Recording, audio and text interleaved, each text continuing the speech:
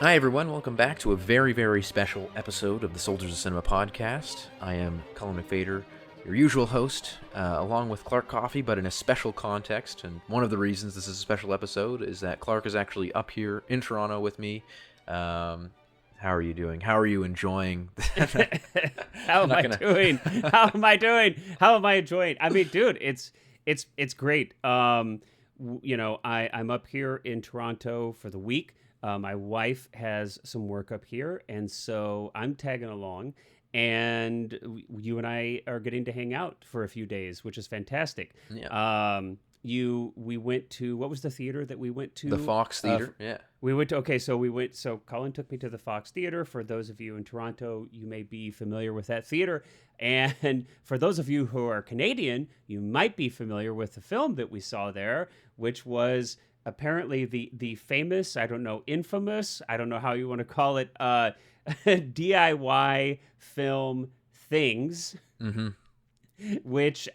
So when Colin took me to the theater, I had no idea what I was in for. I didn't look up the film. I had no idea what this thing was. I had literally no inkling. And so we go into this nice theater and sit down. And first, they screened this cartoon, which was actually, we're going to talk about it. NFB, National Film Board.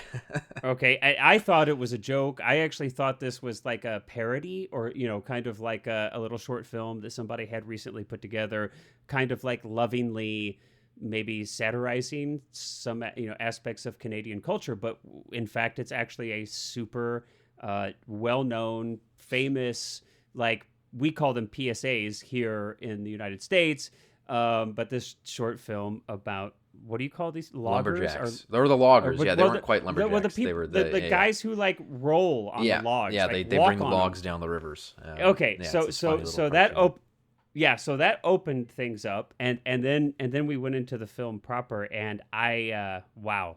It was an entirely unique experience for me. Was this like 89 or something, right? This is made in so like Things 89. was 89. I think the logging that it's from like the 70s or even 60s. I mean, that's old. Yeah, that's old.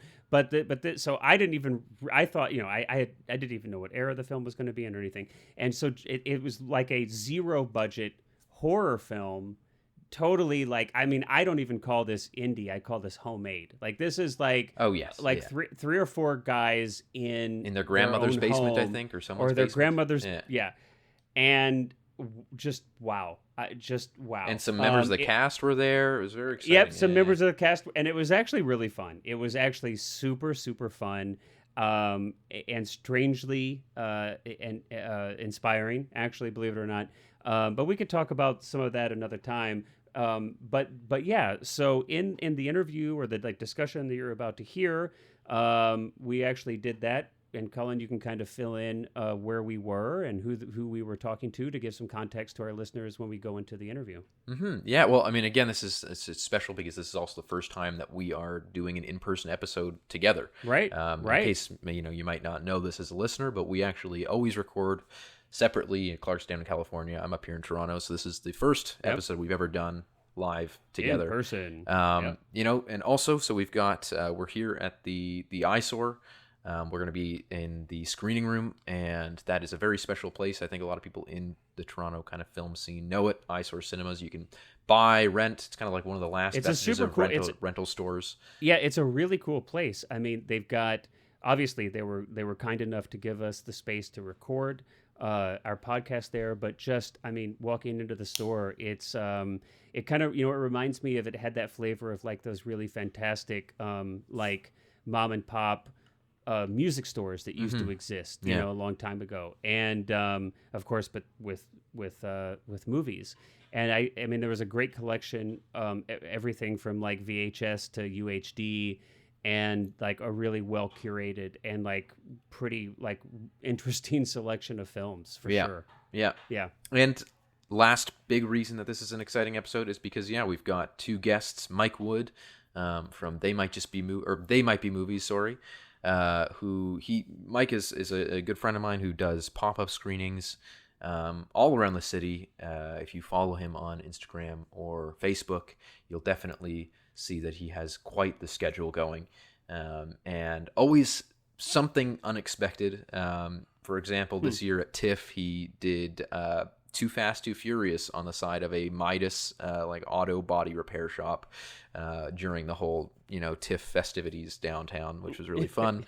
That's awesome. He screened films from friends of mine. So really fantastic kind of indie screenings there.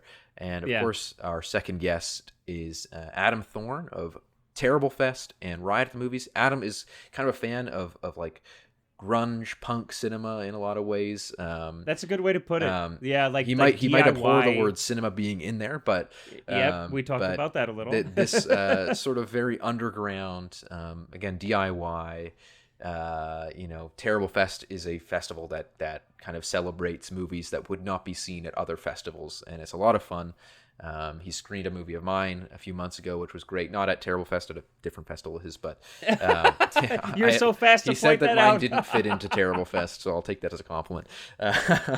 But no, and it's a really exciting interview. I think great conversation. Yeah, it was an absolute blast, and we're going to dive right in. But I just do want to say, it was so fun to have this conversation and to discuss these kind of films and to kind of talk about cinema from this different angle, because if you look back at all of our previous episodes, we're talking about, for the most part, totally studio feature films, or at least like major cinema works. And this is like such the opposite end of the spectrum there. And it was really fun to explore this totally other aspect of cinema. And I enjoyed it. I think, Cullen, you and I both had a blast, and we had a lively conversation. And for everybody listening, I hope you enjoy too. Yeah, without further ado, let's jump into it. We've come to Eyesore to get the soul of independent underground cinema of Toronto. Speaking of which, I'm sure we could have found better people. But, yeah. Okay, so I'm gonna start with a question. We'll make this a little bit like Johnny Carson, I guess. So you guys, there's a lot of like the Venn diagram of what you two do is there's Venn some diagram. crossover, but there's also some very big differences. And Clark and I always like to start whenever we do a movie. We kind of talk about our personal experiences with that movie, and of course, we can't really do that specifically here. But I am always curious for people in this world, like what sparked it for you? What started it? What was the Started what? Their started love of your cinema, your or- love of, well, even just the desire to do like Terrible Fest or to curate all these different movies and kind of go that, because you both sort of have this like championing of underground and underdog movies, a lot of movies that might not get a lot of attention elsewhere. And I think that that's very important, and it feels really good as a filmmaker to have that sort of space to be able to do that. But Mike, why don't we start with you? What kind of brought you into that world? For sure. Actually, I'm glad we're starting with me because my story is more heartfelt. Oh yes, yeah, perfect. Adam's will probably be more entertaining. Cue music. Yeah. But actually, for me, it was my parents. They're both art teachers and just various mediums of like the photographical nature, and my dad still teaches photo. My mom's semi-retired, but they were always showing me a wide variety of things and didn't really seem to care like that I'm 7. Like obviously, like if something was too extreme, they're not going to show it to me. But I remember them taking me to a lot of stuff of a wide variety of mediums, but also a lot of experimental things and things that played at the AGO here, and they could also book out a 16 mil projector from like not their respective schools. I think my dad could sometimes book one out from the art college that he still teaches at, but there was one central library where you could go if you had an educational card to book out a 16 mil projector and any 16 mil movie that the city had in their archives. Oh, and wow. It was this That's so cool. incredibly documented catalog of like animated shorts, educational films, some feature films, some like one reel only of a feature film. And we would sign out a projector, sign out just a massive gamut of stuff and project them on our like living room wall at home. Or sometimes bring them outside and maybe bring them on a crash cart just down the street a bit or to a park or something like that and invite other neighborhood kids to come watch too. Okay. And I thought that was like a really fun ethos, just that sort of like mobile drive-in kind of vibe. So, Mike, let me interrupt on this one because I have to ask the concept of saying, as a Canadian, do you did you grow up hating or did you grow up loving? There's two types of Canadian kids. Okay. One loved when in the middle of a show on well, maybe even other channels in CBC, but when that Film Board of Canada little guy like turns into an eye when he turned on, he showed up on the screen. You knew this was going to be like an animated short funded by the government. Yeah. As a child, I was immediately like, "Where's the remote? Change it, get that way. I don't want to see this." Oh, not me. I think I did. I knew it. I knew you'd love it. Like for me, it was just like, there's content. Oh my God, content. Something now, to watch. But we saw way more movies either in theaters or taking them out of this like film library than TV, because we only had so almost everything was Canadian because we only had TV with like an antenna. And didn't get cable till I was in like grade 4 or something like that. So we only got like the local channels. I had that with my mom's, the bunny ears. Yeah, that's it. Clark, for context, the movie that you saw last night, that little short film at the beginning, that was the NFB, National Film Board of Canada. Okay, well, let's talk about that. So obviously our listeners didn't go to that with us. But so last night, just to give a little context here, real quick, before we dive back into the story here, but Cullen took me to, it was the Fox Theater, correct? Yeah. And we saw the 1989 movie Things. Or is it Things? Or just Things? Or The Things? Okay, just Things. You didn't just see it. You had I had experienced it. As it says in the credits. No, I had experienced it. And I had no idea what I was getting into. But yes, before that film, there was the little animated short about people walking around on logs. Yeah. And what wonderful partners they make for ladies who like to dance or something like that. That is the Film Board of Canada cartoon. Like there's thousands of them. But now, are you being serious or because you got the log roller one is the one. Like if any kid that would appear, I think a lot of Canadian channels back when the channel would turn off at the end of the night. Okay, that would play, and then the Canadian national anthem would play, and then it would end. Like so, that's real. Yeah, that was like the end of your broadcast day. So I thought that was like a parody of something, or like just some surreal, like short animated thing that somebody put together. But this is actually part of your childhood. So, like, this is a legit I think the two thing. very distinct, like Canadian childhood memories that I have are the NFB animated shorts and the really, really bizarre PSAs that we get here. Like, there's like a whole genre of Canadian PSAs about like, trusting what you see on television, about like getting enough exercise and all that. And they were all done in these very bizarre, like I almost want to say, like it feels like something out of Brazil. Like it's a really bizarre like Terry alternate Gilliam universe style. kind of. And so you Out of Brazil, the movie, not out of Brazil, the country. No, yeah, not the country. I was trying to put that together there for a second. But no, there's so there's this really, really bizarre niche of stuff that, like, of course, as an American, you would have no idea exists. And even a lot of younger kids, they just don't play them anymore. Yeah. So when I taught film classes, I used to, when we would show each, we would split them into groups and they would make a movie over 10 weeks or something, and they make 5 different movies in the class. And between each movie, I'd always stick these PSAs because I was like, these kids don't know what these are. So I'd throw them in and they'd be all very, very confused as to why I was showing them this like French singing song as the kid chases the ice cream truck. And then it's like, that's why you got to get exercise. And I was like, guys, this is very important to me. The ultimate hero to all of Canada is Astar. And depending on your generation, it is 2 different versions, even though the PSA is exactly word for, well, I think maybe one word for some reason has changed. But Clark, are you familiar with Astar? I am not. Okay, because Astar has broken himself into the internet, but so a lot of people, non-Canadians, know him, or they. Astar is a robot. Astar had one commercial for safety. Okay.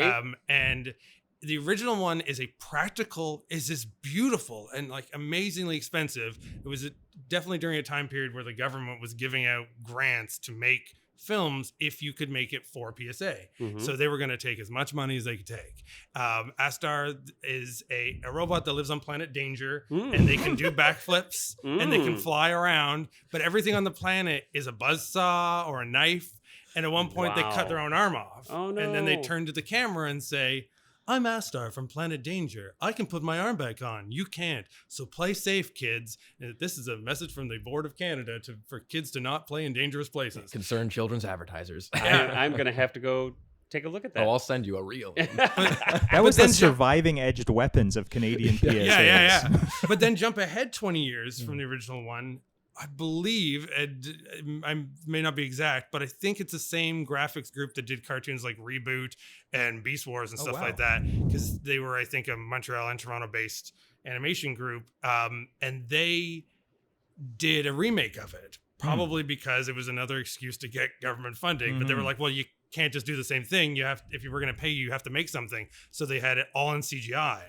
And the voice is slightly different, but it's pretty on the nose. So when I speak to younger kids about it, they're like, oh yeah, I remember that. And then I'll show the original and they're like, wait a minute, why does he look like the Predator now? What is going on? And I'm like, yeah, it was live action originally. It wasn't a cartoon. And they're like, it's so scary. Yeah. And it was a nightmare for us at the time too. Was it the same group that did the Stay Alert, Stay Safe? Those like bunny rabbits that were always if not, stranger danger.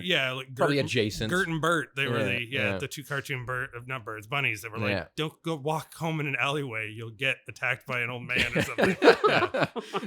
Weird things like that. They always feel like the end of G.I. Joe, where it's like, it was just like a random pointless message, like, don't drink things you find under the sink, kids. Don't drink things off of the ground of a strange movie theater in the back room that have been spilled several times, both on yourself and the floor. That I think is important context. That that government funding in Ontario. Well, government funding is also a big context of why we are what we are. Government funding, again, for our non-Canadian listeners, a huge portion of like even large movies, large feature films. And I was telling Clark about this yesterday. Are all there's massive government grants for a lot of arts stuff here, and so everything has like a bizarrely like cultural tinge that sort of sometimes feels very tacked on, but also has kind of found its way to just define what a lot of Canadian media is. Like it's literally ordained as part of the funding by the Canada Arts Council. Like there has to be it's a requirement. Yeah, a certain number of points. So there'll be a point system of hitting certain cultural milestones, and it might be thematically, it might be based on the location. Do you know any examples of this? Like we've gotten way off track here, but this is super interesting. I did because I want to make sure we hear the rest of your story, and I want to hear yours. But what are some examples of these points that a filmmaker might have to hit if they were to accept funding? I mean, in the most basic form, it's like you need like Canadian cast, Canadian crew, things like that. Okay, those count towards it, which is pretty obvious. Pretty straightforward, right? But then you can from get a ones content for perspective, like cultural things, like if it includes. Yeah, well, I mean, like what you're thinking of saying cast and crew, and that hits with like the '80s tax bracket era.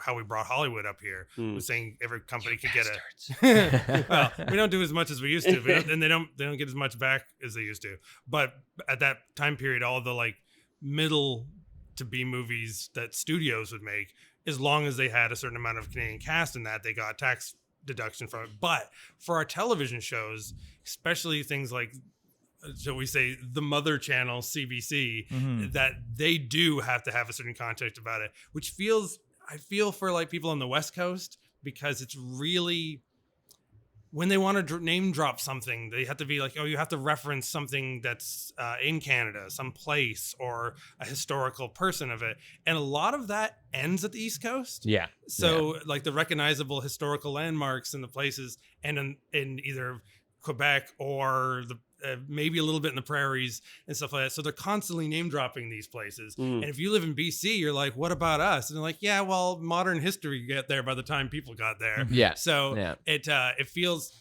mainly because it's, they don't want to do it. They're just like, we have to do it. We have to randomly have a beaver show up in this scene of it. To other filmmakers, that means something else, but I mean the animal. And or like, randomly there's scenes of moose and that, and especially those PSAs we even have those PSAs that have the national, the what is it? Mike, you remember them? There's a Canadian Hinterland Who's Who? Well, there's that. Those are the animal ones. Yeah. But there's like the Great Canadian History Moments, which has the famous heritage. Heritage.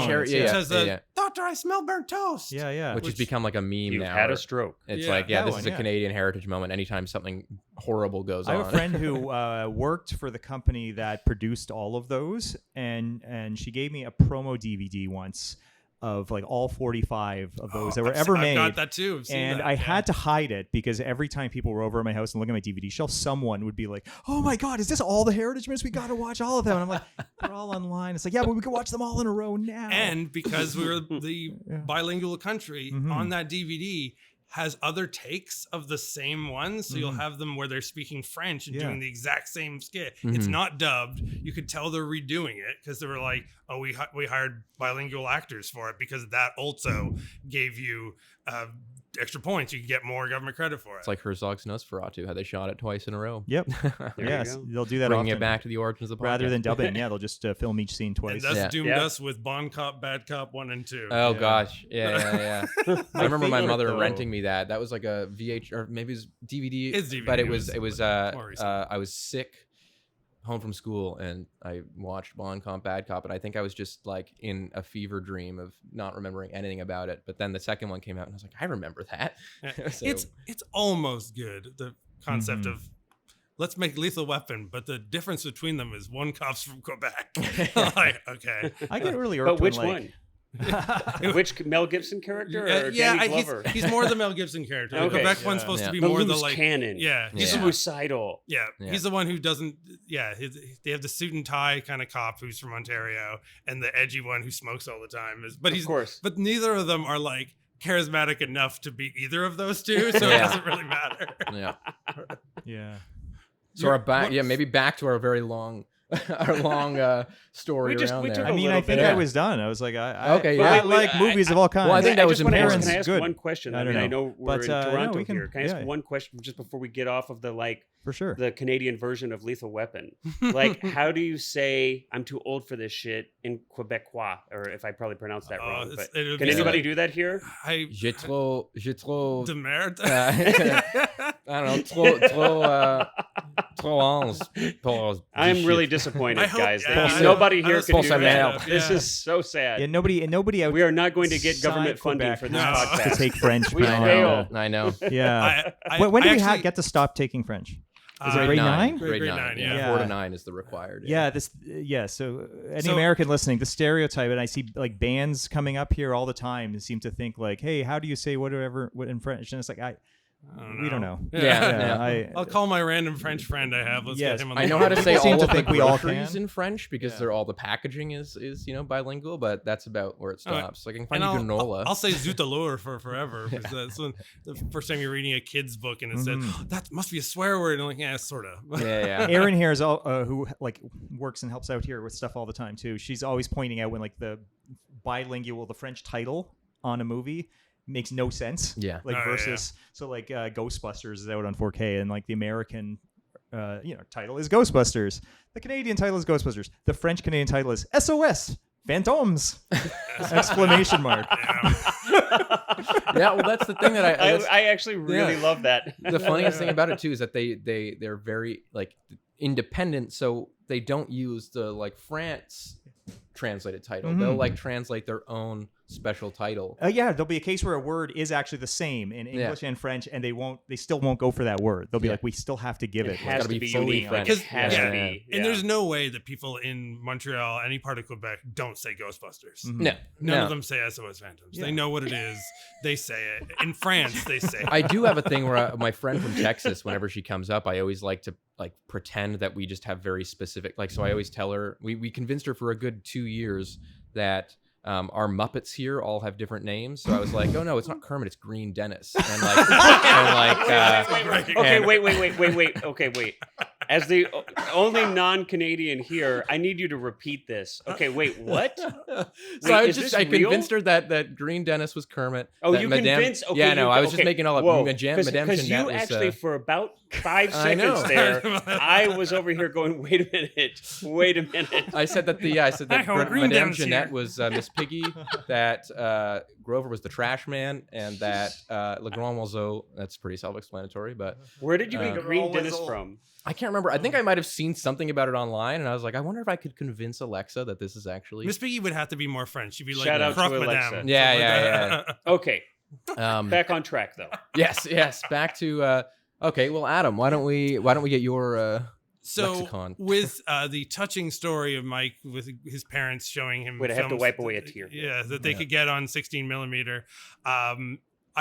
Before you said that, Mike, if I went first, I would have probably thrown you under the bus right away and said the difference between Mike and me is Mike actually really likes film as Cinema. cinema, Yeah. and I'm almost literally against it. But This is interesting. It's not really a problem with it. And that's fine. But my reason to show people stuff has always been a sort of sadistic thing. So my love of showing bad movies to B movies to weird movies, and people be like, oh, well, you have all these foreign films in there. Like, just because they're foreign does not mean that they're high art. I don't want to like pack a room of people and I'll put on this film. When I started doing stuff at the theater the micro theater that we're sitting in right now, I started to do them on a Tuesday every month and call it Terrible Tuesday. And I wouldn't tell people what the film was till about a day before.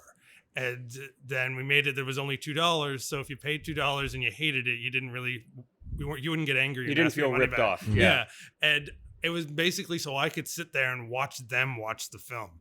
And I don't know if it's because people did that to me back in the day or what, but to make my story as a young man raised by parents showing them film, I was on the other end of the spectrum. Instead of finding film to watch on actual film, my parents were addicted to going to the video store. I was basically babysitted by the VCR, so much so that I have a memory of being like 6 years old, and my parents had bought me a copy of Critters 2 because I loved it so much, and I would go silent and watch it. And wait, how old are you about Like at this 6. time? I need to see that. Okay, Yeah, so there's like 6-year-old. 6-year-old watching front of this the movie TV. that has nudity and a lot of violence and swearing in it, but done on a certain cartoon level. So as a kid, it didn't like register as anything like traumatic. But if you hadn't seen the film and you only knew of it, it would seem very wrong. So I have this memory of a babysitter demanding that I was lying by saying that I always watched this film, and took it away from me because I tried to put it in and watch it. And then my parents arguing with them afterwards going, no, we let them watch it all the time. Critters 2 back to our son. Yeah. And normally it's the reverse. Like, why did you let our kid watch Yes. this? But the babysitter thought I was lying. And so much so then thought that was upsetting and wouldn't babysit me. Wow. Which I think that might have stemmed the moment of like, oh, so that's what these films do to people. This is what the power I have. Yeah. I wonder if they took home that copy of Critters 2 and like, still have it to this day. On a PAL copy, as I were. They've got it in England for like about 5 the years. Annabelle case where it's like in their basement. Oh yeah. So so I'm super intrigued by this contrast. I am if I'm understanding, where you are more like you wouldn't call yourself a cinephile. No, I probably wouldn't.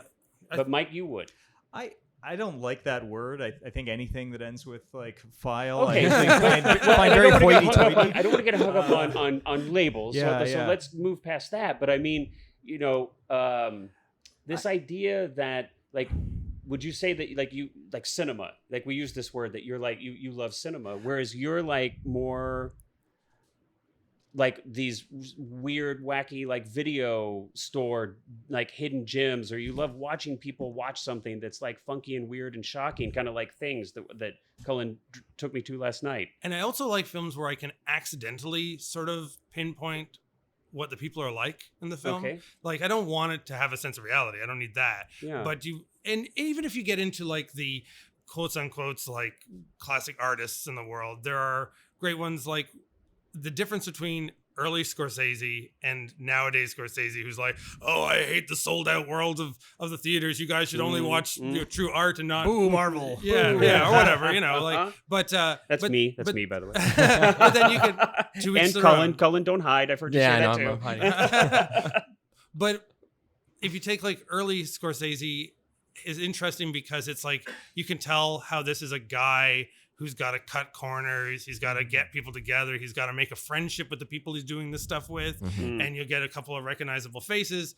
And then when you start to become like this massive successful thing where you can see that this film is huge and epic, and then all of a sudden you're still hiring your friends into that, then all of a sudden I become really biased about it. I become, and it's not justified. I'm not saying that anyone else has to be like this. I'm not saying that it's, good or bad really, but you love this story of this bunch of like roots done backyard filming guys. It's just a bunch of their friends. They're coming up with this idea. They're just packing all the equipment in the car and they're going to where they got to go. It's sweating blood and tears to make this thing. Yeah. But then when the guy's got all the same huge budget from a studio, all this money to throw around. They're, lighting their cigars with $100 bills kind of thing. Yet they're still just the same bunch of buddies with it. All of a sudden, they just seem really not cool to me. It seems like, well, we're just keeping the money for ourselves now. And I'm like, that's not the point of having your buddies doing it. When it's your buddies doing it, you're doing it as sort of a rebellious thing. It's sort of a thing where we're going to go out and we're going to film this movie. We're going to get it done in the time period we want to get it done in, and we're going to do it the way we want it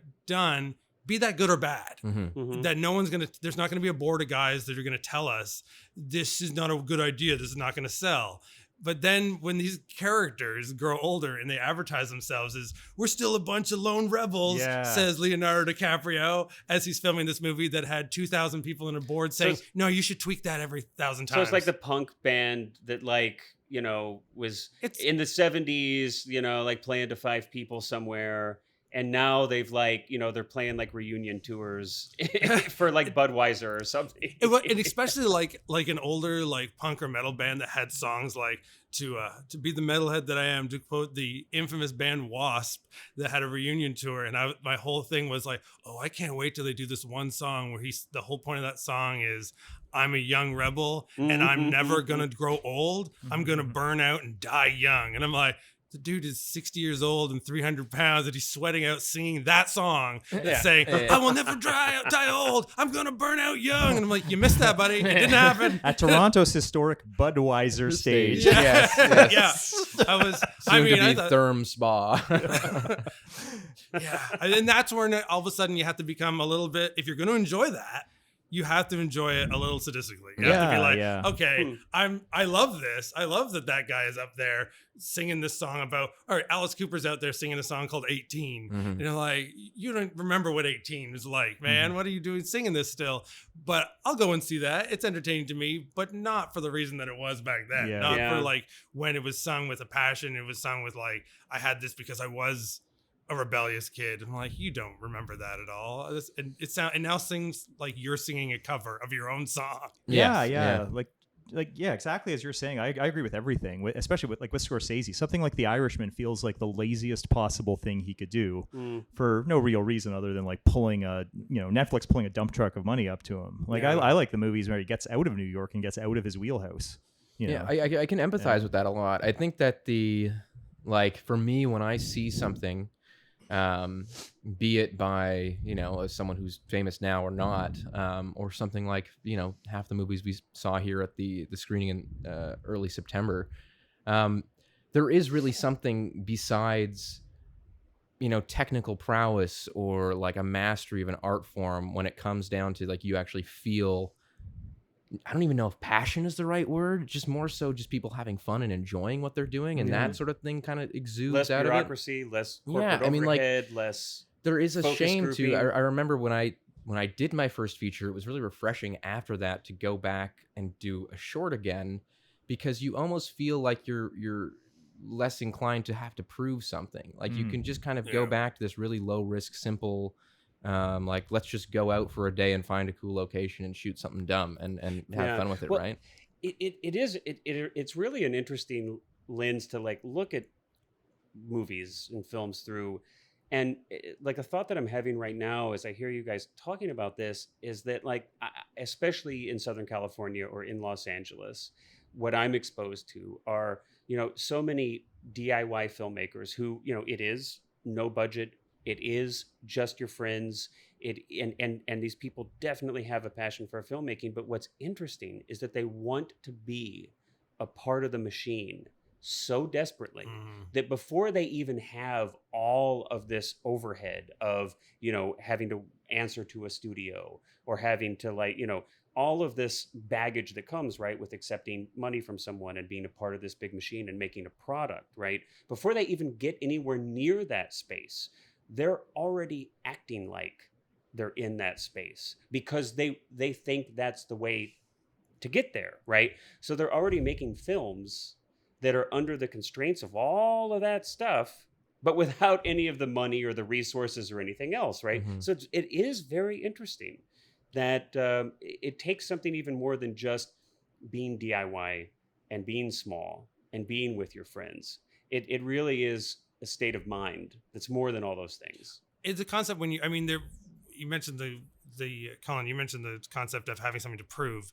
There is an amazing passion when a director does go with a message and does have to do this because they do have something to prove. When there's a moment of being like, I have something to say, I want to scream it at you, I'm going to do this so I can, or this is, Stallone making Rocky. It's like I'm this dumb lug, but I'm going to make this movie that's going to make every studio love me. And then whatever he does after that, it becomes a completely different person or not, whatever. That's a different story. But the story of making Rocky is amazing.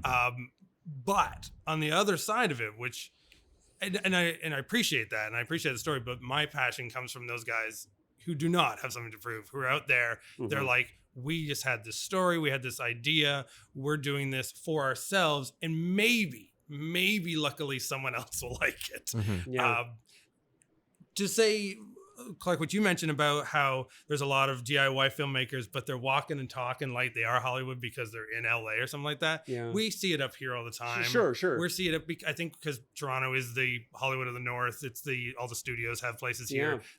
People know there's an in for it. And you find these guys who are like, we're making a weird monster movie out by the lake, but then we're going to show it at these festivals that might get us to the right people. I'm like, why are you doing that? Why would that matter? Why is that even on your mind? Right? Yeah. And you knew it was from the beginning. And I hate to judge people, but I've become biased during the time of doing Terrible Fest and doing other things here. And I think that might actually fuel me. It might fuel me to be like, oh, then I'm going to find the worst guy. Because if I find somebody, they're like, well, we did this cheesy on purpose monster movie, and I'm like, yeah, and I know like some kids who did one too, and they just stole their mom's camera. I'm gonna show that one instead. Like the worst, most passionate is an amazingly interesting combination. No, it really is. Tell us a little bit more about Terrible Fest, because I don't think we got into that any, but it's something that's new to me, obviously having just met you now. But tell us. I mean, I'm really interested in this concept. Well, we do. When we started Terrible Fest 7 years ago, I actually it's because, and Mike has been in these, I've dragged him into it. I started making films here in the store. We started almost every year we make a no budget movie for the lulz that we can put on the shelf in the video store and we can screen in the back here. Started before we were even at this location. And Mike's Adam does a masterful job, I should say, of like using this space in as many ways and angles as possible to make it look like, for example, like a massive asylum / science facility or something like that between like this room and different angles in the basement. So I can't wait to see some of these. That's in Rock and Roll Asylum. Is most recent. They're all easily accessible. Okay, but within that, and finding that love of those type of films, I started to find, especially in the online community, being in Canada, it was a little difficult to get to a lot of the more open. A lot of the guys that I love in that genre are American, and they're usually like middle of America too. They're not from the far West Coast. They're not from New York, like Milwaukee, or something like that. Wisconsin's got a lot of great weirdos up there, and the weirdos come up with this stuff and they're passionate about it. They're showing it off like it's incredible, but they also know that it's not. So there is a passion and a humbleness at the same time of these guys. So I started to befriend a lot of these guys. We all became sort of online buddies. We'd meet up sometimes when we could. So the first couple of fests, I was like, oh, can I just show your film? It's an excuse for me to show it to people in Canada, because it would be a pain for them to drive up here, to fly up here for a small thing, because they weren't going to get it at a big festival. So why not do that? Then after a couple of years, we opened it up that people could send it into the same film freeway that every other festival uses, which led me to meeting a lot of young short filmmakers, which is actually why I first met Colin, because his work and a bunch of other local film people, I decided to just do one day that was just local first time and young filmmakers, just to show off their shorts and have them use this room for themselves. Those weren't exactly, and they weren't things that fit into Terrible Fest. Some of them were like, if I played this, people would realize that it was an independent, either a student or like a one-off filmmaker, and they might think that if I'm putting it on the list with Terrible Fest, I'm making fun of it. Because they're like, well, there's not an element of it that's funny. It's not about a guy who eats a giant block of butter and that's it, which will be showing at the next Terrible Fest. An English short film called Butterfingers. Get your tickets now. I'm loving it. It's very happy to show that one to people and see who gags when we watch it.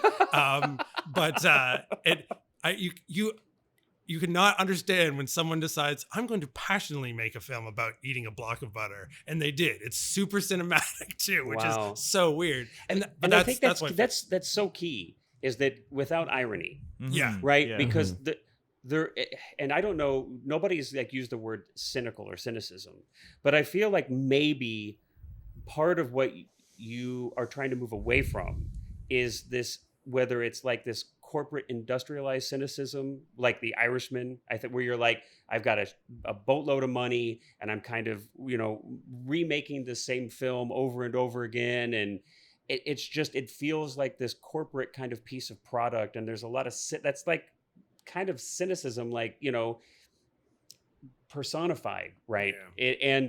It almost feels like you're like, no, this isn't about irony. This isn't about making fun of these people. This is like a genuine celebration of passion, regardless of technical talent.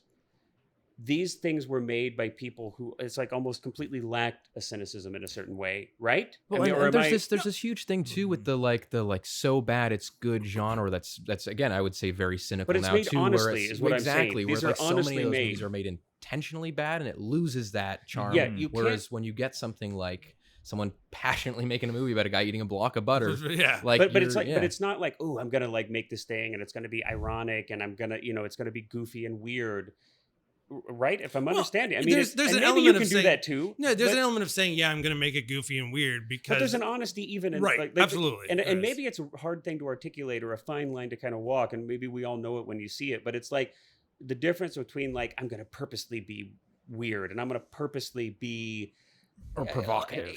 There's a manipulation there that's different, I think, than when it comes from a place of honesty. But at the same point, the master of the exploitation film is a manipulation of people, and that's an art all on its own. There is, but I mean, it's and I guess this is this is interesting. You use the right word. It's a fine line. It's a fine line, and what makes it Because interesting it's not to search. like cinema is a manipulation, period, right? Like this is like the pictures don't even move. It's an illusion. Yeah. It's all a manipulation, but there's like an honest manipulation, and there is a cynical kind of manipulation that and maybe you can help me here articulate that where no, I'm I think failing. you understand it Yeah, for sure. 'Cause yeah. You've seen this even in the stuff that I've shown and the stuff that you show on a regular basis. You know the difference between, well, you screened Fast and the Furious at the side of a Midas, so that it was at the side of a car.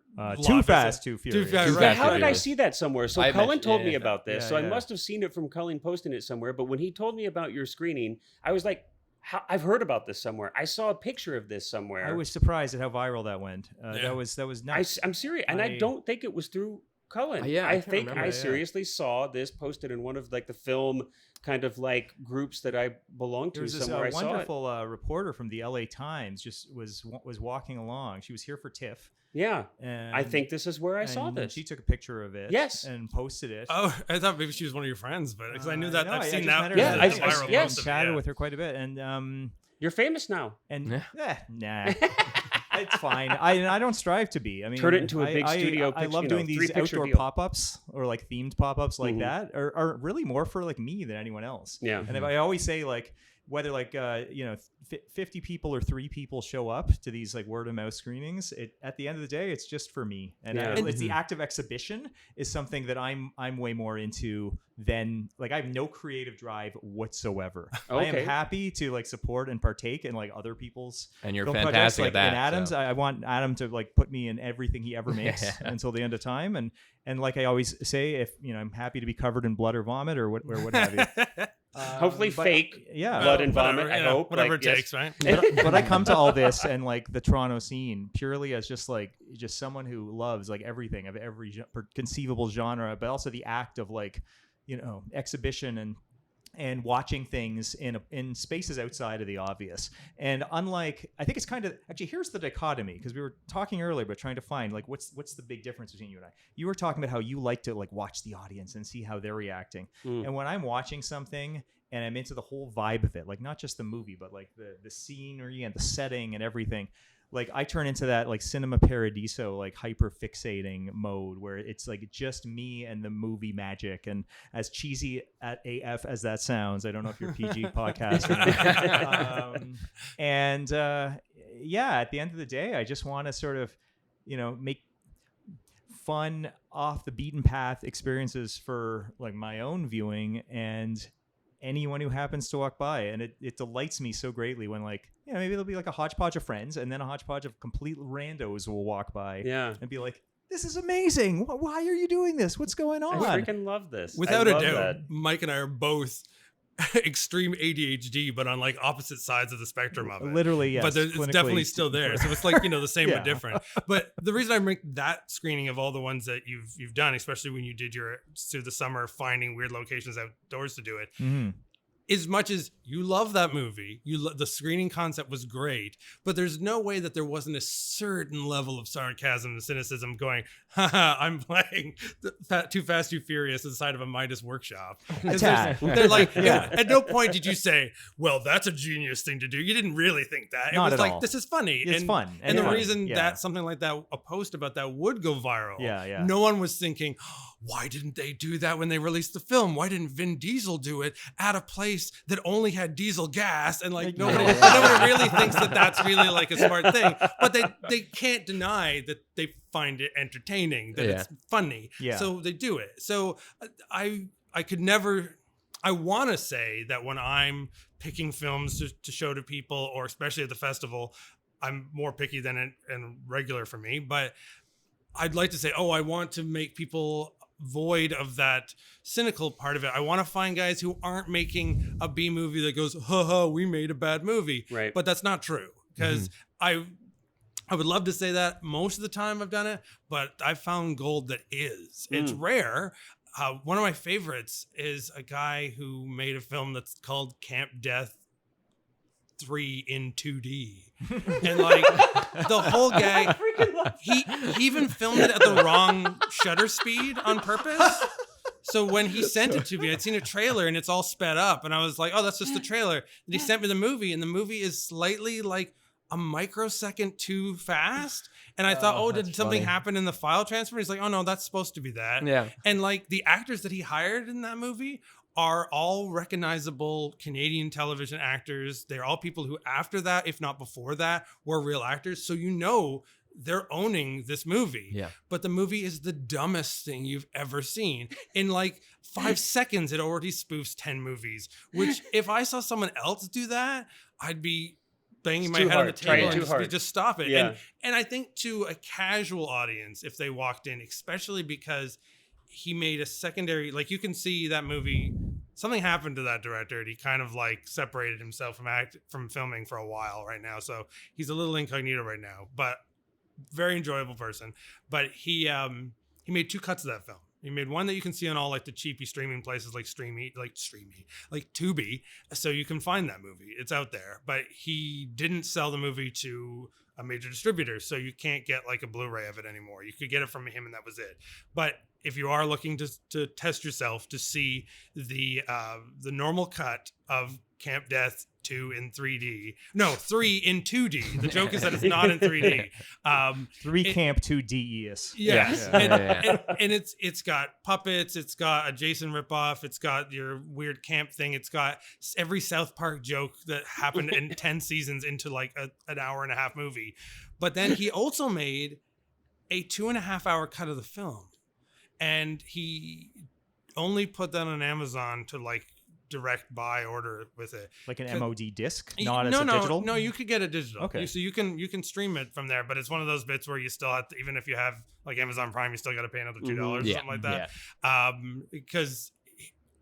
Which is weird because he definitely has like a musical number in it where he does not pay the rights for that song, and it's not a cover of that song. The girl, the very beautiful daughter from, as Canadians, you guys will know Kim's Convenience. Mm-hmm. The daughter from that show, she plays a mental patient in that movie, and she's always listening to her headphones and humming to herself. And in the extreme cut of it, she does a full dance number alone in the forest to Maniac, and you find out that that's what she's listening to. You mean like And, Maniac? yeah, that's right, yeah. Maniac. And she does a dance number to it, like it reenacts like the scene from Wow. Flashdance, and that's not in the normal version because they just played the song. Yeah. But for some reason, Amazon's like, well, we weren't looking, so they Yeah.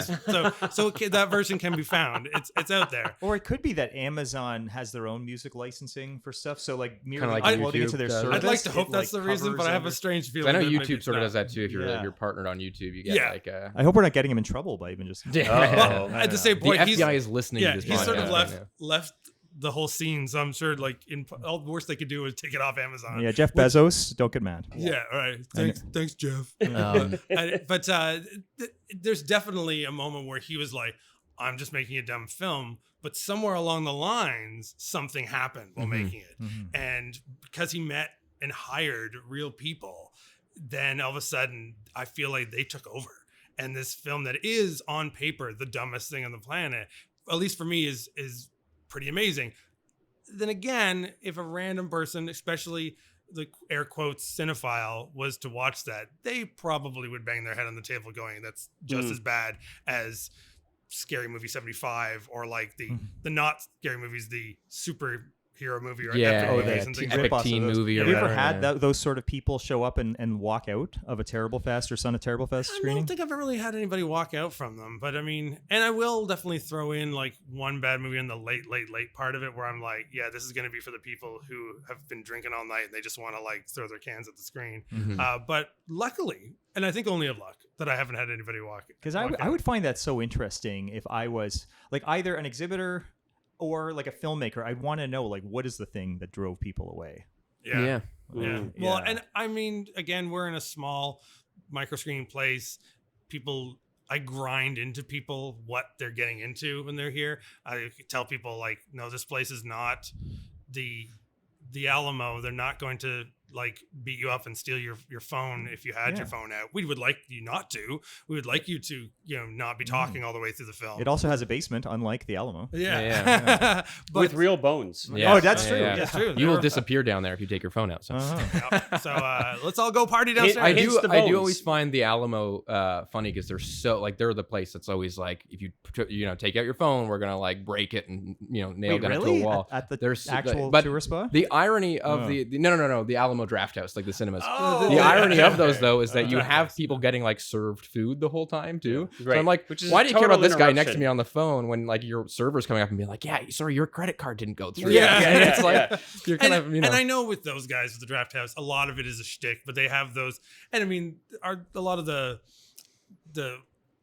second run theaters and like things in Toronto, like the Review and the Royal, they play those same videos on there because it's become hip now to do it, saying if you talk, we'll send a sniper out there to shoot you, and like it's a joke. Well, then I you've want got to the see like a Kingsway. Serbian film version of that. Like just make the PSA so extreme and creepy. Well, there you go. The Just like- Kingsway has like the 10 minutes of like avant-garde, like that woman baking the cake Oh, or I love something, and that it's thing. the most bizarre, don't use your phone during the movie ever. But it's I like, have a strange feeling, That was and weird. this is not deeply personal, Yeah. but I think at the Kingsway Theater, it has some weird history that would be the one place where they would smash your phone in front of you. yes, Yeah. yeah. It seems like that might be the place, but Um, everyone else is elite. They mean it. They don't want you to be talking through it. However, for me, I'm a Mystery Science Theater raised kid. I was like, ditto. if you're not riffing on these movies, you don't care about it. Yeah. If this movie, these B movies that I'm playing, doesn't inspire you to at least say a couple of things, that means you're not paying attention to it. You've Yeah. gone to the bad movie boring level. Yeah. But granted, then you always still find that one bro guy who's like, oh, I heard this is the place where everybody makes fun of the film, and they've never been here. So he's the one guy who's just doing it all the time. And you're like, oh my God. Yeah, Adam and I went to see the Neil Breen's newest film, Cave, The Tortured Crossing. Is that what it's called? Yeah. And remember that guy Yeah. left and right, even though Peter introduced the film as like, look, this is not MST3K. It's a packed house. Please don't be shouting stuff. You can cheer for stuff, laugh at stuff. No one needs to hear your funny quips. And there was that one guy who Oh, thought no. he was so funny, Yeah. referencing like just dated normie movies from like 15 years ago. Here's an X-Men reference. Here's a Pennywise the Clown reference. Definitely one of those guys who like couldn't not Yeah. say something because he even was saying just yes and no to things that happened in the film. Like he was just Yeah, agreeing with stuff. So I was like, I don't see this guy, but I can hear him in this theater. Yeah. I'm like, well, that guy's not gonna stop no matter what. Oh, yeah. But the weird thing about that, someone not local sent me a video that he found on YouTube. It was like, oh, hey, this have you seen the new Neil Breen? Here's a video of people watching the trailers, and it's that guy filming. You could, because I can tell where we are in the theater, and it's voice, and it's and he's going yay and laughing and making comments to his phone as he's filming the credits. Because remember during the credits, we everyone all did like a claps for the- wave because Yeah. everybody Every clapped time every Neil time Breen it said Neil appeared. Breen's Yeah, name, and you can tell where we're just off to the side of that guy. Oh, wow. And he was only like 4 or 5 seats away, and I'm like, oh my god, he's made a viral video of himself at that theater. I'm like, oh no, because that's sort of my problem with a lot of the online reviewers of them. There's so many, as you said about the cliche so bad it's good. You get all these guys who are like, oh man, we watch this movie because it's so bad that it's good, yet they're still actually just crapping on it. Yeah. They're not like, if they needed to say that, then didn't they like it? But they're like, well, we won't get comments, we won't get reviews if we don't say negative things. Yeah. And so you get these guys who want to purposely start flame wars with these guys. And for the real, a lot of the guys who inspired me, who are the long running no name guys, the guys who started when they were teenagers and like the shot on video days, who are still doing it, like Mark Fillonia, Todd Sheets, Chris Seaver, Ron Bonk, and those guys. Some of those guys have definitely sold out by going into, and they know I love them, but they've sold out by going into the purposefully, we're going to work for the streaming sites, so we're going to make a movie every 2 months. It's only going to be an hour long. We're going to do it as quickly as we can. We'll CGI in the things that we want because we need to get 5 of them out in a year to get those hits on these streaming sites so we can get paid for it. So they're just as cheap as they always were, but they lack any of the passion or the interest of it. But because they're making this quotes unquote garbage, that the reviewers go out and they say, oh, well, let's find out who these guys are and let's find their old stuff. And they make fun of their old stuff. They're like shot on Super 8 stuff they did when they were teenagers and make fun of them the same way they make fun of their 45-year-old aged version where they hired a bunch of teeny boppers to jump around and play on the beach for 5 minutes so they could get that footage in there.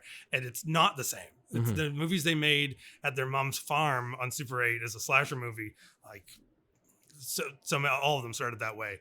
There is as bad as they are on the surface, there's a wonderful magic where you see, oh, this is like Todd Sheets is my favorite example of that. When Todd Sheets made movies as a teenager, all the credits have his liner notes in the credits where he's telling his teachers to go to hell, or he's telling like people he didn't like to go to hell. So you see this like, and those are not jokes. This was a problemed kid who was right on that like mid 90s. Like if he was a couple years younger, he would have been right on that like Columbine weird kick. He's lucky that he was an adult by the time that happened, because he was exactly that kid. So to watch his old stuff is like you're watching something slightly risky. It's not. They're still silly and dumb, but you're witnessing like someone's life happening here, even that he's making a monster movie. When he does it now, he's one of the better ones still to this day, but still, this is still a moment where like I feel bad for him because he'll make a movie about clown. He did a clown noir film where there were clowns and they were ghosts, and they were also, everyone spoke in the movie like it was a 1940s smoking gun, like private investigator movie for no reason. And so in his mind, he was like, this is brilliant. And the internet hated it.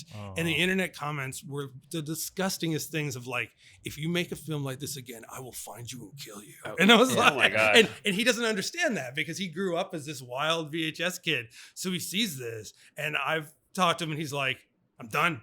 And then a year later, because he's addicted to it, he's not done. He's back. But the amount of times I've heard him quit because he's lived in the internet age and he's realized, oh, was I just making that to be stupid? And as soon as someone says yes, he's like, oh, well then I better stop. And what's amazing about those guys is it's in their blood, so they'll never back. stop. So you'll see once in a while you'll see something gold again, but it's when they catch themselves being, oh, I was cynical, oh, I was being sarcastic. Oh, I was being lazy about it. When sometimes it doesn't matter, because if you're posting that cheap stuff on the internet's going to tell you that you did it that way, no matter what you did. Yeah. So I try to hope the best and give a lot of them a chance. But yeah, you can't win all the time. Yeah. I had this weird experience happen at the Royal once, which was like the reverse of everything we're talking about with the new, like, you know, online cynicism, especially among like newer, younger people. I think super And this was ironic. And so all that, bizarre where it was shortly before COVID, before the theater closed, they were playing Fire in the Sky. You remember the D.B. Sweeney alien abduction movie? Oh, yeah. And do you remember the scene where Robert Patrick finds out that there's this town hall meeting that's being held about what to do with those abductees, and are they lying or are they not? And so he goes into the town hall and finds out that they're all talking about him, and he's like, "What are y'all doing? Come on!" And he starts doing the Jimmy Stewart thing of like, you know, Frank, my kids go to school with your kids. Larry, I've been buying your chicken feed. My wife for baked you 15 an years. apple pie last week. It's such a cliche trope, and everyone in the theater was like chuckling at that. And the Royals clientele was predominantly, this was like a really cool rep theater that I wish would still be a rep theater, but it's not quite that anymore. But the clientele was like, you know, like 30 to 40-ish. Yeah. And this guy was right in front of me, and that's why, you know, his like age stood out to me. He looked like just 19-year-old bro there with like, you know, two friends, and you could tell he was really perturbed by people chuckling at this scene. And he stood up and shouted at the whole crowd, "What are you all laughing at? I don't get it. I don't get it. What's so funny? Wait. He had his own Please Jimmy tell Stewart me, moment. Please tell me he pointed to people in the theater and was like, we were in a movie together just last week and you didn't say a word. I just bought popcorn right behind you, Martini. Please tell me he did that. Only. No, that would have brought the he house. was wildly gesturing with his hand, and I couldn't tell if it was just like, oh, you sweet summer child. Yeah. Like, is this your first experience of like a rep screening, or he's young enough that he didn't know what like tropes are. Like, wow. this has become a trope or a cliche. Yeah. Like the town hall sort of like. But the Simpsons, for Pete's sake, has done it like, you know. Yeah. But the countless passion times. to stand up. I admire in it the in a theater. way. I mean, I'm like, as bold as I would like to think that I might be in certain circumstances, I could never fathom doing that myself. I would not have the gumption to do something like that. Know. I couldn't fathom it. I have never experienced anything like that. Usually it's the reverse, where one person, like we mentioned at the Neil Breen screen, is being kind of annoying. He wasn't that bad, but like, and everyone else kind of wants that person to be quiet. This was like someone not understanding why the entire rest of the theater is reacting the way they do. And Don't you see what's his playing on favorite the movie. screen? But it might have been. Yeah, some people This is love an that movie. Don't you people have a movie. heart? This man's... This is cinema. He's been abducted by aliens, for Pete's sake. As much as I would laugh at that guy, again, that's the fun of cult cinema, and that movie is a cult movie because there's people who are like, you talk to a normie, I guess, as you want to call it, like and I deep down still consider myself that, but someone who just watches the pop culture films that are on there, and that's one of those movies that comes up where they're like, "Oh, people really didn't understand that when that happened," and my reaction is like, "Oh, shut up!" But but there are people who they love that and they believe that, so I'm great, good for them, because it's not that bad a movie, so why not? But I think an example to bring that cynicism into it, I did not. Did you go to the TIFF Harmony Korine screening? No, I don't think I've ever seen a Harmony Korine theatrically, even though I like his. I did not do a Harmony movie on the podcast, by the way. Oh yeah. You've done one? No, we haven't. need Not to. yet. This You need reminds to. me. Oh, This you need to. reminds me. So his new film is mainly done is like joking on the video game to movie trope almost. Okay. It's done in heat vision and is done as a slightly mumblecore movie about an assassin, and a lot of times you're seeing through his vision. Isn't sometimes. it like all in like a faux infrared? Right. and It's like, yeah, it's something? like, I haven't I've ever not seen seen it it yet. in I've not vision, seen it. Was So this at TIFF? Yeah, it was at TIFF. Oh, It was the opener for if not the opener, it was like the steal away movie for Midnight Madness. Peter was talking about it. And I didn't see so those I two. I did not go to it because just timing, and also when seeing that it was all going to be in like Predator vision, I was like, oh my god, if I sit through that whole thing, I'm gonna be like dizzy probably. I'll wait till I can pause to go make a snack and come back. But years ago, I did go to the semi-secret TIFF screening during TIFF anyway, that he premiered Trash Humpers, which is his like most anti-movie ever. And Harmony basically makes a semi-real film that he seems to feel guilty, so he makes it like anti film movie right afterwards. Trash Humper is probably the worst of that. So I didn't know what the movie was. Someone came up to me in a park and gave me tickets for it. It was like Demons, where the guy comes up to the mall and says, take these tickets. And I was like, okay. So a bunch of us went. I got there 5 minutes late. So I did not see anyone intro it. It had already started as I came in. Only just started. And my joke to myself was, if it's not just people humping trash cans, I don't want this. Oops. And it literally was. Yep. and that's some happened. skateboards. Right. Yes. Yeah. And all sorts of weird stuff. So that movie would be amazing if you put it on a VHS tape and left it at someone's door and ran away. Oh, yeah. And they just found it and didn't know anything about it. But I made a joke in the middle of it. It was like, seems like Harmony Korine just lost his mind. And we didn't know that that's who it was. The movie was, and then everyone started leaving. Everyone thought this was some sort of beautiful TIFF film. So there were all these people dressed up for it. Oh, wow. Because they thought it was something special. Yeah, Why yeah. would you think with that title? Yeah. And it was at like an off hidden away theater, like on the university campus. Yeah, I mean, So it to be wasn't at the okay. Lightbox. No, be- because Yeah. it was before the Lightbox existed. I mean, to be fair, the title is Trash like Humpers, yeah. is an accurate. It's not false advertising. Well, you Yeah. got these people who they put, and I wonder if it drives them crazy or not, but they put like John Waters on a pedestal, and and then I imagine he watches them watching his films, shaking his head, going, "Okay, fine, if you like it, you like it, Yeah. but why do you like it for that reason?" Waters also seems like a guy who doesn't bother to ask questions anymore. He's like, "It's fine, I accept that." But the film ended, and Harmony Korine came out, and he came out very well dressed, and he just very casually said, "So what do you guys think?" And like more than a third of the audience was gone, Yeah. which just caused me to bust out laughter just so loud as everyone's quiet and there's me laughing, and he goes, "Obviously that guy liked it," and I'm just losing it because I'm like, "Oh, it is." And I wanted to ask questions, but I couldn't. I was just like, I'm boggled that this Yeah. happened. And no one. Like, how do you even ask questions about that movie? That movie is like unassailable. Yeah, It's like, one or two people tried. Yeah. And it was, he's like, "Well, I don't know. What do you want?" Yeah. And because he's renownedly kind of a troublemaker and a troll but at that. often a fantastic interview. Oh, yeah. And because he was downplaying it on purpose because he knew you were already messed up. Yeah. What I have heard from people who were at the recent screening of the new one, which the name is not coming to me at the moment. It's like, The Heat Vision one? yeah, the Heat Yeah. Vision one. Yeah. I it's a was one-word thinking about it title. literally last night. Yeah. Yeah. But Whatever it's it is. yeah, I'll remember once I actually see it. Yeah. So I can't judge this because I wasn't actually there. But people were like, "Oh, what was your experience at the Trash Humpers one?" Explain that. And they said when he came out with a mask on and but not like a COVID mask, like a Halloween mask, Yeah. and was like in really bright colors and was like dancing around going, "Didn't you think that was funny? Didn't you think it was crazy?" And he knew it is because he knew that now he's too cool that people are going to lie to him. Yes. So the whole audience applauded and they were all like, "That's incredible. That's great." And he's like, "No, it's not." I think he and Peter did like a dance at the beginning with like a skull on a stick or something. And he came out being all wacky and he was just like pointing at them, being like, "Come on, say something bad," because he knew they weren't going to. Because now they were like, "No, this is the sold out show. We all came to this. Nobody left this time because now We're he's respectable. yeah, and now he's this Yeah. respectable filmmaker, and they know, well, this is art. Obviously, it's art. And then he just hung out in an alleyway somewhere and listened when people were like leaving, going, "What the hell was that?" Yeah. Yeah. And he was like, "Oh, good. I can still upset people." Yes.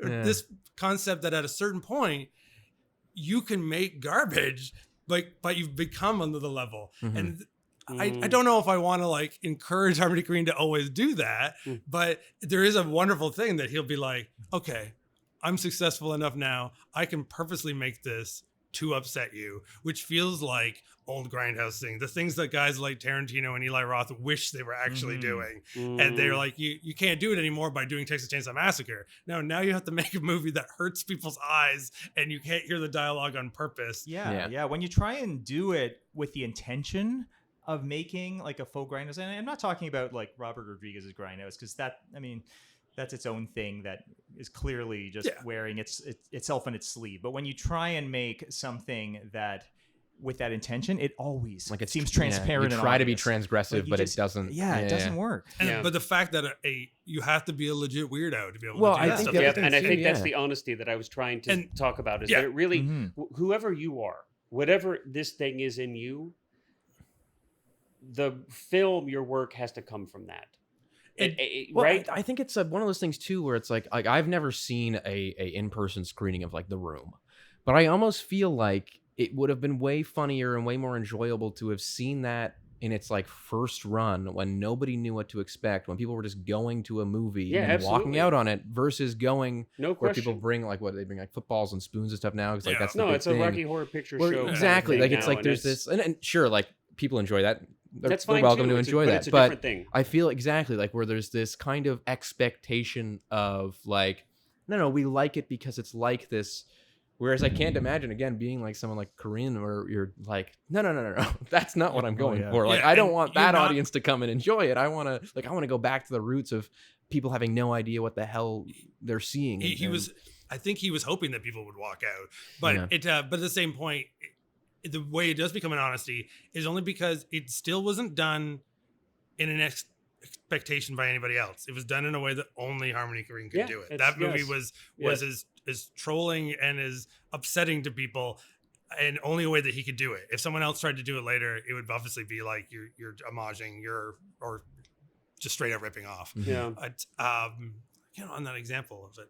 However, to connect back to how Mike and I are different and the same, which is a theme from a while ago. Not knowing this, Mike and I have a common friend, Mr. Connell Pendergrass. That's how you pronounce it. Pendergast. Pendergast. Yeah. There's not an R in there. That's a great name. Yeah. Connell is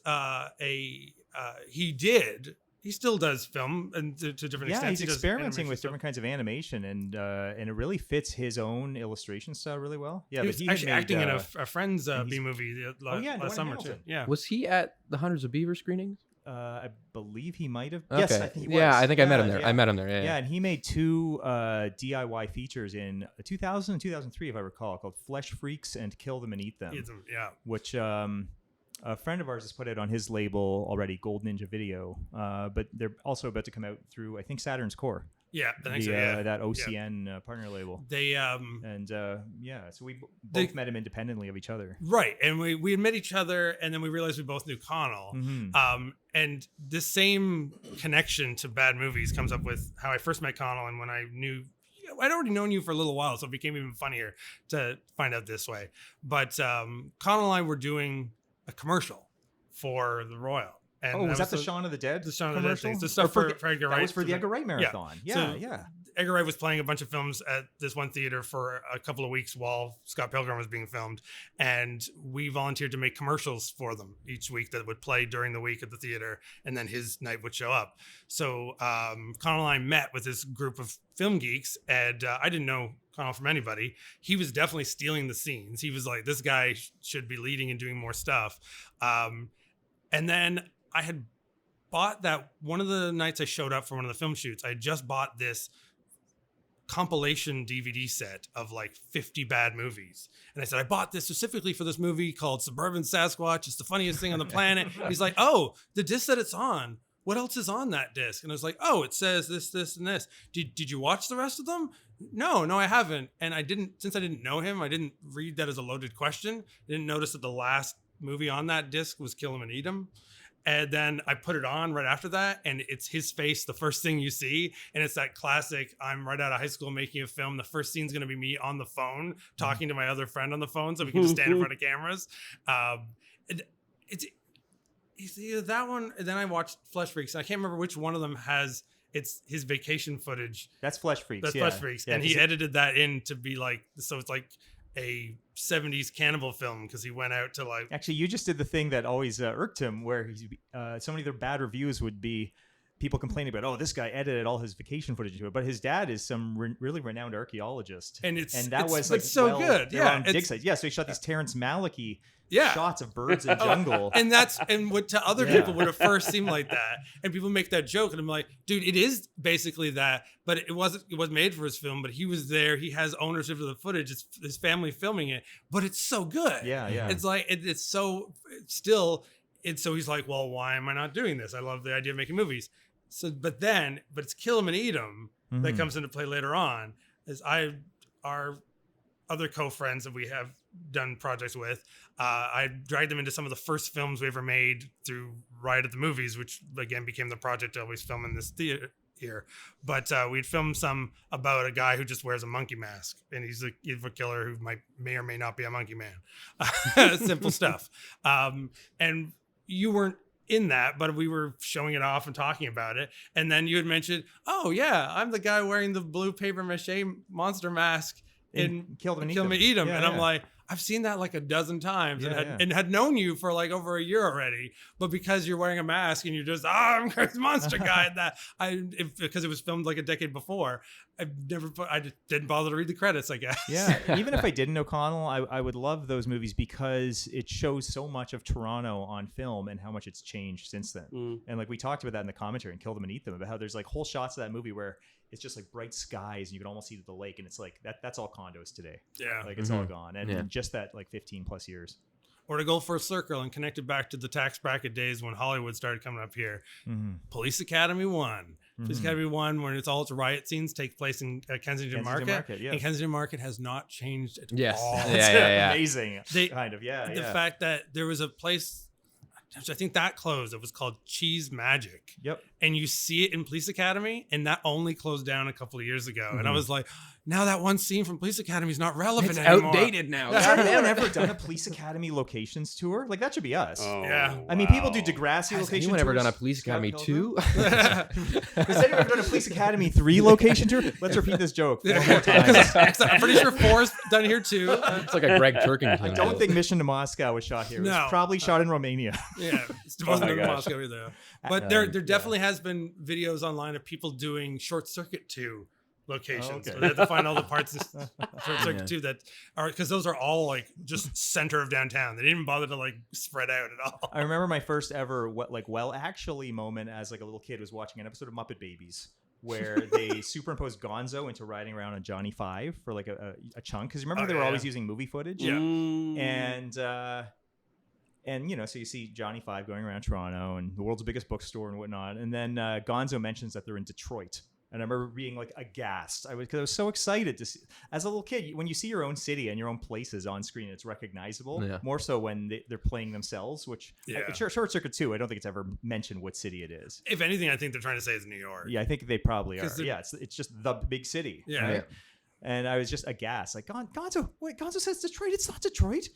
Detroit's not this pretty. Look, we have a tree. Yeah. I wonder if RoboCop had happened yet, and they were just Maybe. like, robots come from Detroit, right? Yeah. And then, ironically, the RoboCop show was shot here. Yeah. Also taking place in Detroit. Both Well, and Both the shows, yeah. the RoboCop remake was shot down the street from Oh my where I God, grew up. it was. Wow, actually.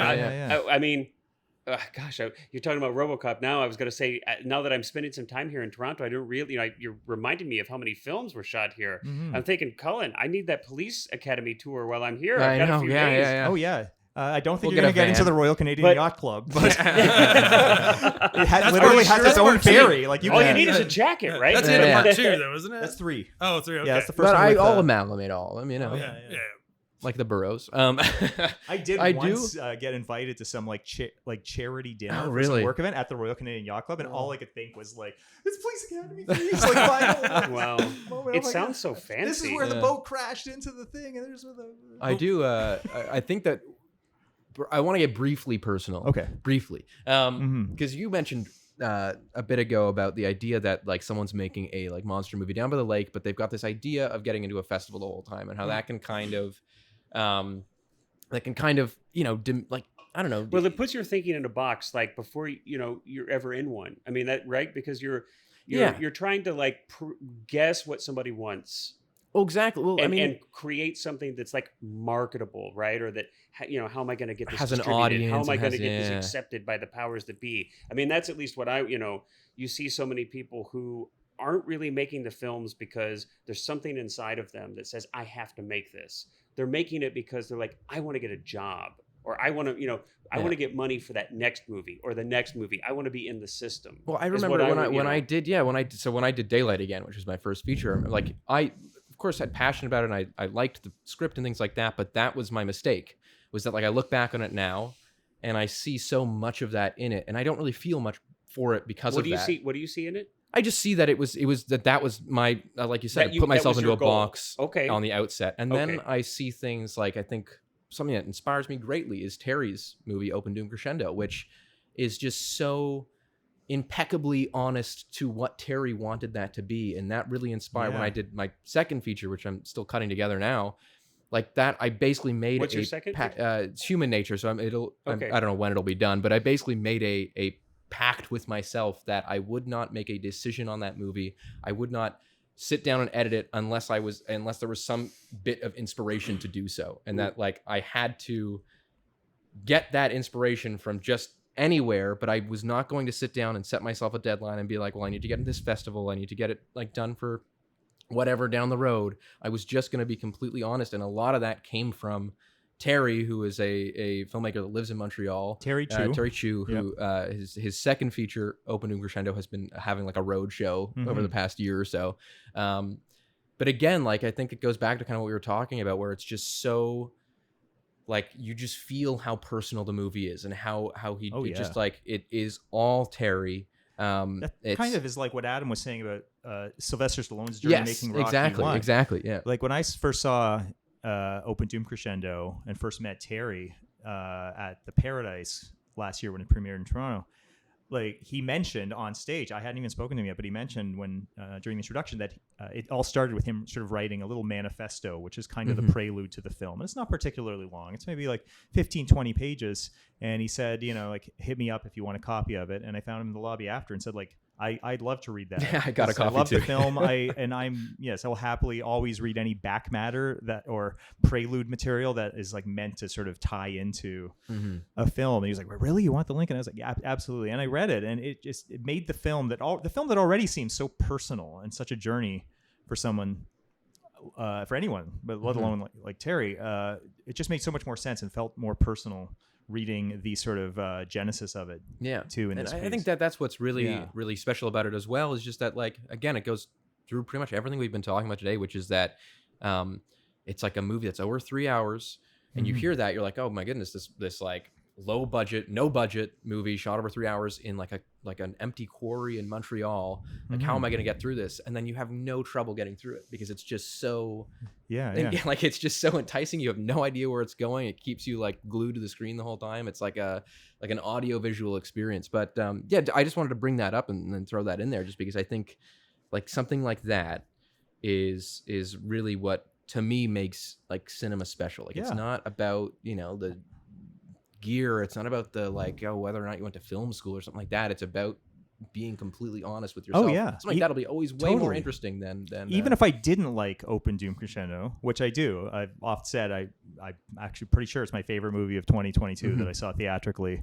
Even if I didn't like it, I would just so freaking respect what it's trying to do and how personal it feels. Yeah, exactly. Absolutely. Even if it was my bottom thing of the year, it would be my like top presentation of a film of the year. Yeah. Via like his MO behind it and the story behind what went into it. Yeah. But it is my favorite film of 2022. There comes with and I also super love his first film, Mango Shake. So many people, when I try to sell them on that concept and they don't, they're like, I don't get it. Just explain that movie.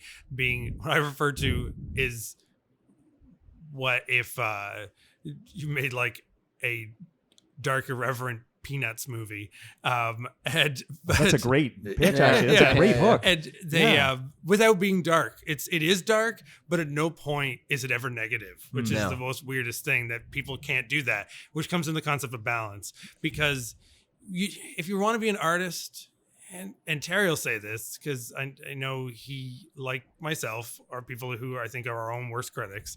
Will be like, well, I want to be an artist, so I hate if I saw this thing I made and I saw the textbook and I didn't see me in it.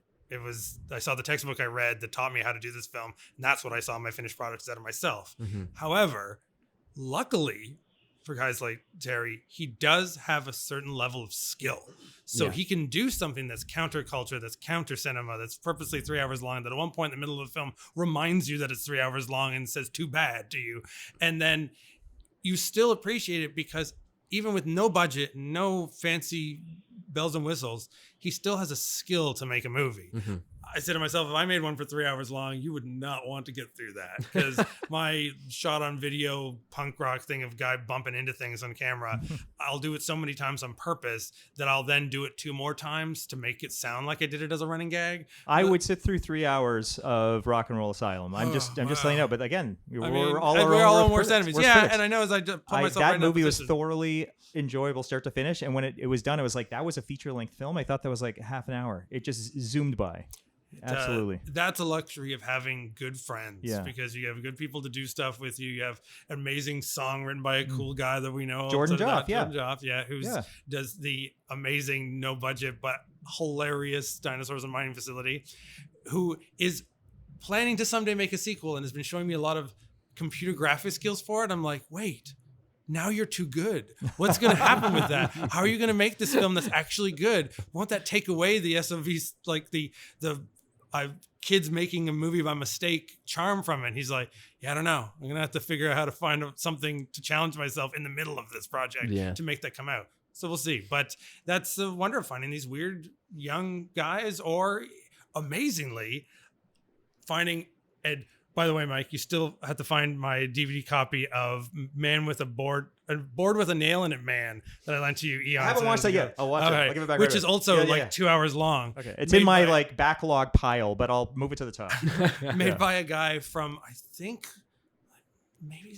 he's more middle of the States now, but I think at that time he was out in California and had this dream, and he made this way too long comedic superhero movie, which is bad. But it's like a charming bad, because this is a guy who's so innocent about what he wants to do. And so to watch it is the reason why the world never got it. And it was made like 20 years ago. Then with no shame, just before COVID, he made a movie. His name is, which sounds fake, Chuck McGee of all things. And that's his real name. And he made a movie called Cocaine Snorting Crabs from Outer Space. And he's 25 years older than he was in the other film, and it's the funniest thing that I'd ever seen, but he didn't do anything with it. He just played it to some friends. We sent it into the festival just after COVID had kind of died off, and we were going to do another screening thing. But at that point, Cocaine Bear came out, and he's like, everyone's going to think I'm just making fun of that, because all these other guys who were the make a movie of the week to get on Tubi have made a Crocodile is coming out. We've got a Crackoon, which sadly was already a movie called that, but didn't stop them. We had Cocaine Shark is already out. Crabs. That's one. That's sort of straight out ripping Chuck off. Great trailer though, Meth Crabs. I said, there's a company that releases these films as those ripoffs. They'll pay you for this. And he's like, well, I'm not one of those. And like, well, let me get them your number. Let them call you, and you call me back and tell me what you said after they offered you something for it. So he messaged me back. He goes, oh man, it was way better than I thought. They got the movie. I just gave it to them. But they released it to change it from Cocaine Snorting Crabs from Outer Space to just Cocaine Crabs from Outer Space. So the cover and the poster can be written in the same font as Cocaine Bear. And he's like, doesn't that just steal your soul? And he's like, that's amazing. Dude, the movie was made to be funny. And it was like, it was a joke. He goes, I wasn't going to do anything with it if you didn't find it. It didn't tell me to do it. And I'm like, well, that makes me so happy. And he's like, the fact that he got a payday out of it, he's like, well, I guess maybe I'll make another movie. So we'll see what Chuck McGee's next ridiculous thing will be in the next year. Incredible. Yeah. Wow. So there's that level between, sometimes the two selling out and like, I made this as a fun thing for me. It's like, yeah, you also got to get paid sometimes too. Yeah. You also got to get the concept that if no one sees it, even if they don't like it, and that's why I've now sent mine that we just made for the theater see, but now I'm sending them out to the world. And our Amityville Outhouse, I had to like lick 100 stamps and send them all out and realize how expensive it was to mail things from Canada to the States, because only Americans seem to want to watch it. And we sent all those copies out, and I'm like, oh yeah, only half of them actually liked it after the fact, but half of them did like it, which that's a whole other thing. And it was just made for me and for the guys here. And the fact that happened, and I'm like, okay, no, then I have to. The next time I do it, I have to make it where I'm willing to. Before, when I did the first one, it was like, no, I'm not looking at 100 stamps. I'm not sending those out to you guys. Too bad. Yeah. And I was like, oh, I don't care if I made money out of it particularly, but the fact that you just don't know that those people would care. It's worth the chance. People saw it and people liked it, and that's Yeah, even if they didn't, the Yeah. fact that people saw it and talk about it, I was always hoping that I would have that, again, because I'm one of those kids that watched those same documentaries about, here's how all those horror guys from the 70s made these grungy films and got themselves, like, they all got pneumonia while out making this movie out in the bayou, and then they became real studio guys, and for a moment, that was a dream. Mhm. And then it was like, no, I don't care about any of that. I just want sometime before I die for somebody's book to say, and then I reviewed this piece of crap. I know that they still had to put it in there. Yeah. Red Letter Media did a thing about all these people that ripped off Amityville. And as they were listing through the IMDb's list of Amity things, halfway through it, they're like, wait a minute. I don't think these guys are ripping it off. I think they're all making fun of each other. Mhm. And all of a sudden, and then they popped in and showed up the cover for Amityville Outhouse. And the one guy just said, I can't even make fun of this. He spun through it. This guy knows what he did. Shame on him. And he's like, he also knows we can't make fun of it because of what he did. Yeah. But then he said, it's just a low budget thing. He doesn't really care. And I'm like, dude, we're all low budget. All these ones are made for nothing. Yeah, They're not yeah. made for thousands. They're not made for millions. They're made for hundreds. And If even. that. God. Yeah. And nobody got paid. You got $100? yeah. I got $100 and then that cost me that to mail the things out. Yeah. So whatever. But I made Amityville Outhouse because a certain other B-movie guy in our network who lives out of California as well, he made 3 of them. And I hated them all so badly that one of my friends said, his films are just an Amityville Outhouse. And I said, hang on, give me a day. I'll write a script for that. And we just did it. But it was funny because it then became in that zeitgeist of the internet going, there's people who don't quite get it. They think, someone said, Hollywood is running out of ideas. I'm like, just because some of those are made at LA, they're not Hollywood. No. Yeah. These are made by guys in their houses still. They're still in Yeah. their basements. They're still have to edit out when their mom comes and opens the door going, you guys finished filming down there? They're all cut. They don't get that there are these guys out there who are doing that. It's sad when you see some of those guys get a little jaded from it because they're like, well, where is that payday? And if it's not, I'm going to cut corners even more. But it's that dream being dingled over their heads that makes them do it. Mhm. Like the fact that they saw this documentary about how Sam Raimi went out and made the first Evil Dead, and they all think, well, that's how I have to do it. That's why they're all making horror films. That's why these guys are like, well, all the like golden stories about the backyard guys were all that genre. So they think that's how you do it still to this day. They don't get that. I think really the guys who are going to make a no budget film and go to a festival now, it's like a bunch of the guys in the same scene with me did that for a while. They sent their stuff to the festivals and they said, forget it. The thing I love the most about your Amityville Outhouse feature is that it would be so easy and lazy just to like even churn out something already made and call it that as a joke of like, here's another one on the market. But the fact that it's actually intended to be in canon with the original films in house. For 1 second. 1 second we connect. Well, just the backstory that it's like the wood from the original house was, after it was destroyed, was used to build this outhouse that's in the Humber Trail here, which like harkens back to the Cursed Objects films, which were the Amityville like 4, 6, 7, 8, if I recall. The Dollhouse. Yeah, so like you could watch like that first trilogy and like the Cursed Objects trilogy and Amityville Outhouse, and they do form like a cohesive canonical. whole. Right. Yeah. It's totally canon. Yeah. Yeah.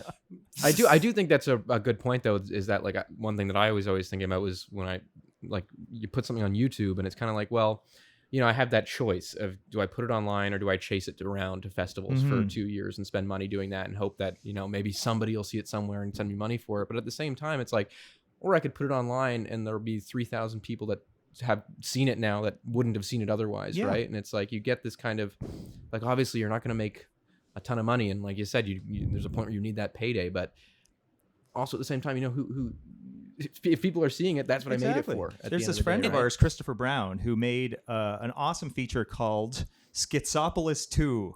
Mm-hmm. Yes, it's meant as a sequel to Soderbergh's Schizopolis. Okay, yeah. And he premiered So it good. here. It's incredible. And it's this meta film where he himself, in real life, is a Soderbergh super fan. He's his favorite screenwriter and director. He owns everything. So many books about Soderbergh. And it's him somehow like Berenstain shifting into a reality where he still has his house and family, but Steven Soderbergh became like a Hollywood hack and only directed like, Battleship and stuff like that. And he doesn't know what's happening. And then, that sort of butterfly effects into other things being wrong with that universe too. So he made the film, he played it here. And like, I love Letterboxd. I have like 3 different accounts I use for different means. And, I don't know if anyone knows how Letterboxd works, where there's this not Letterboxd affiliated site called the Movie DB, where it's kind of a wiki and TMDB, and so I created this like as authoritative as can be entry for Schizopolis 2, which then led to it being on Letterboxd and led to it getting some recognition and people looking it up. And then like Film Threat magazine found it and reviewed it and gave it this like quite good review. And I think it was because Film Threat reviewed it that some incredibly pedantic person, whether a Soderbergh superfan or whatnot, who had more sort of, I guess, whatever they call editor cachet on like TMDB, marked it for deletion and cited the reason as like fan films not allowed. Yeah. And I was like, is this a fan film? Like, are you just like angry that like you think someone's mocking Soderbergh? Are you trying to gatekeep Soderbergh? Yeah. Like, if what? YouTube was going to let all the music that he stole on there for that, then why worry about that? I don't think Soderbergh would have cared. Soderbergh would not. Soderbergh would be like tickled. It is a love letter to him and his whole career. Oh yeah. And it's back on Letterboxd now, but unfortunately, like Chris had added some different means, and it means all the original reviews of it from people who were just finding a thing that he played here once and then put on YouTube. Right. All those reviews are gone, which is too bad. Well, before we wrap up, should we announce perhaps about the Insidious screening here at so at the end of October 30th. October 30th, Monday, October 30th on Devil's Night. Yeah, 2023 if you're listening to this in the future. Yes, 2023. yeah. Don't come next year. Well, maybe we'll do something else. Yeah. But we're going to be showing Insidious 3 and 4 at that point. Yes. I've never seen those ones. So, Mike Wood, Terry Chu, and I are going to be hosting a night of good scares. We're going to be doing a double feature of Insidious 1 and 2. Here at Eyesore in Toronto. So if you're local to Toronto, come on out. We'd love to see you there. Yep. It will be spooktacular. I'm going to be decorating the place for Halloween. There's 4D interactive. Yep. It's going to be not D-box but E-box seats. We'll be going around shaking you. Just like one grade down. Some costumes, other surprises, and guy dressed as a ghost with a stick. Just like the Charlie Brown ghost costume with all the holes in it, and just like poking you. The genesis for this was just Terry Chu being a super fan, probably the world's biggest fan of Insidious 2. Not even necessarily 1, but 2. I mean, he likes the whole franchise, but there's something about the structure of 2 that I've seen him speak to several times. It's because it has a positive ending. It does have a positive ending. And Terry's a positive guy. Really interesting structure. It basically Back to the Future 2's the first Insidious into something totally different. And I've always said first Insidious, that was like a perfect like modern haunted house tale. Insidious 2, I do have some plot issues with. There's one plot point I find very, very regressive, but as a whole, structurally, I hadn't seen it because I tend to not see a lot of like sequels these days. I tend to not see a lot of like just general Hollywood releases unless someone tells me this is interesting. Go check it out. Sellouts, just watch your mainstream horror. But Terry really pitched me on watching it. So the day after I met him, when I saw him talking more about Insidious 2 than about his own film Open Doom Crescendo. Yeah, every on Q&A stage has at like its a good 30 theatrical minute, premiere. I was like, there's something to this. I'm gonna watch this tomorrow. And then I messaged him to say like, wow, that was really interesting. I have some issues, but also some like amazements about how that was structured. This is going to be like a long time coming. Is actually watching Insidious 1 and 2 with Terry Chu, who's coming to town from Montreal. Terry Chu. Terry Chu. Electric Boogaloo? Terry 1 and Terry 2. Terry 1 and Terry 2, right. Here at Eyesore Cinema in Toronto on Monday, October 30th, 2023. And to be completely uncomplimental to that, that's the right word? I don't know. Complimentary? That we're going to clean up and get out of here because the people who are hosting tonight for Toronto Indie Horror Fest playing 2 films, but the one coming up next as we leave, which no one will see because this will be in the past at this point, and that's fine because we can make fun of it as it's as far away from mainstream American horror as possible with a German splatter film called Hillbilly Holocaust. Excellent. Excellent. So I mean, you've Go search the internet for that yourself, folks. Is that the first time that title's been used? Because that it feels is like one of those brilliant titles. It sounds like there's been 7 films I mean, called that. right. It feels like I've heard that. It's like something I feel like I've seen. Yeah. Yeah. Yeah. it's a German filmmakers and their first time trying to do something specifically for Americans. So they chose a title that sounded like anything like that. Oh, it's great. That could be very entertaining if it's like a German cast and crew and it is, everything, like trying to like play it American. Yeah, because they're normally their stuff is specifically saying where they are in Germany, and I feel in this they're doing a lot of like Texas Chainsaw Massacre stuff, but it's still they're very obvious aware that they're either half of them are speaking German and the other half are speaking only like contextually in English, and they don't, but they're still like, but I am the sheriff in this town, and like that they know what they're doing in it. That's all part of it. Howdy, partner. Which again will be a thing that will super alienate if your Halloween treat is watching The Conjuring, which again, a guy who is anti-cinema in a way, I'm still actually supportive of that kind of stuff, because if it works and you love it, who cares? Yeah. But then the fact is that for Halloween, I'm watching this weird German film. It's filmed by one guy on his VHS camera, and they just wore a bunch of rubber masks.